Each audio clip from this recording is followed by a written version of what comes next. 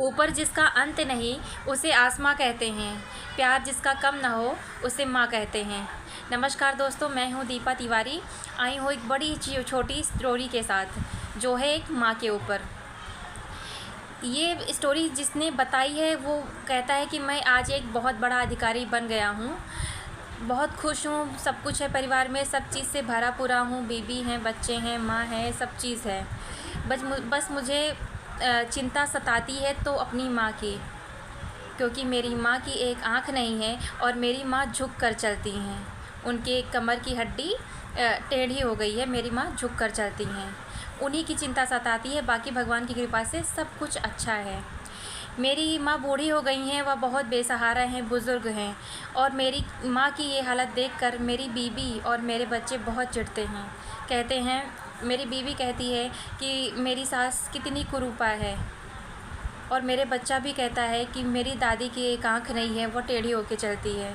बस इसी बात का दुख सताता है मुझे, और मुझे भगवान की कृपा से कोई कमी नहीं है।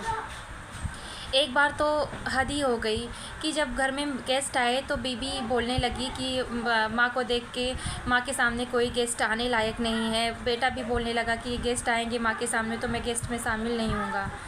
तो यही चिंता मुझे बहुत सताने लग गई। तानों से माँ तंग आ गई तो माँ बोली, बेटा मुझे गांव छोड़ आओ, मैं गांव में अकेले रहूँगी, वहाँ तुम्हारे मामा जी हैं, मेरी देखभाल करेंगे, मैं गांव में अकेले रह लूँगी। माँ की बात मैं मान नहीं पा रहा था कि मैं कहा माँ नहीं, अकेले कैसे रहोगी। तब तक बीबी बोलने लगी, हाँ माँ को गांव छोड़ आओ, माँ अकेले रह लेगी।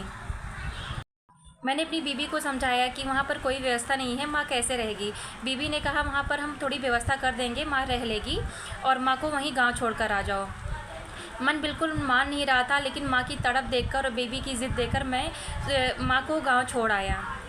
माँ वहाँ गांव में अकेले रह रही थी। इतने में कुछ दिनों के बाद अमेरिका से मेरे चाचा जी वापस आए और पूछने लगे कि तुम्हारी माँ कहाँ है, यानी कि चाचा जी की भाभी कहाँ है।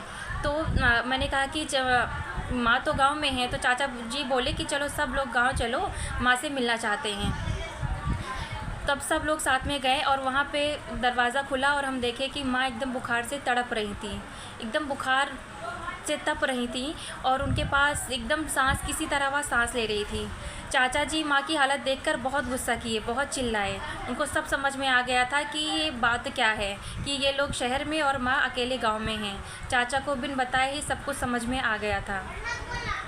फिर चाचा ने अपने भतीजे को बहुत डांटा, बहुत बोला कि तुम्हारे भरोसे भाभी को रखने के लायक नहीं है, मैं इनको अमेरिका लेके जा रहा हूँ। चाचा को सारी बातें समझ में आ गई थी।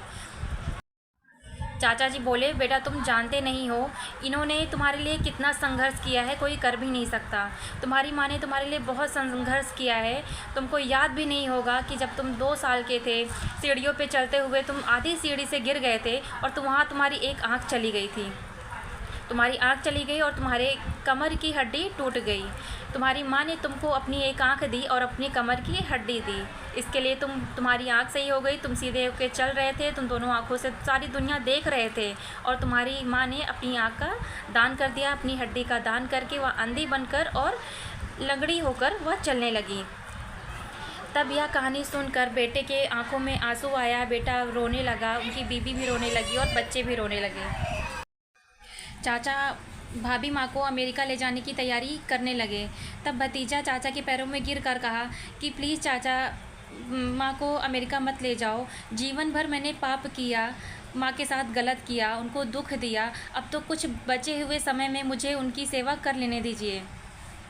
छोटी सी कहानी का सार ये है कि दुनिया में बहुत सारे ऐसे लोग हैं जो अपने माँ बाप से कहते हैं कि आपने किया ही क्या है मेरे लिए, क्या किया है, क्या बनाया है मेरे लिए, कुछ नहीं बनाया है। एक बात हमेशा ध्यान रखिए, आप जहाँ भी हैं, जिस हालत में हैं, जैसे भी खा पी रहे हैं, मुस्कुरा रहे हैं, सिर्फ अपने माँ बाप की वजह से, अपने पेरेंट्स की वजह से आप मुस्कुरा रहे हैं, इस दुनिया में हैं।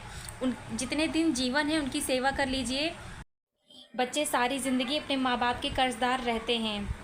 जब भी मौका मिले आप अपने माँ बाप को सबसे ज़्यादा सम्मान दीजिए। दुनिया में सबसे ज़्यादा सम्मान अपने माँ बाप को दीजिए, और अपना पूर्ण समर्पण अपने माँ बाप को करके दीजिए। बाकी जैसे मैं हमेशा कहती हूँ कि ऊपर वाले के आशीर्वाद से, अपनी मेहनत से और अपनों के प्यार से करिए कुछ ऐसा कि सारी दुनिया करना चाहे सिर्फ आपके जैसा।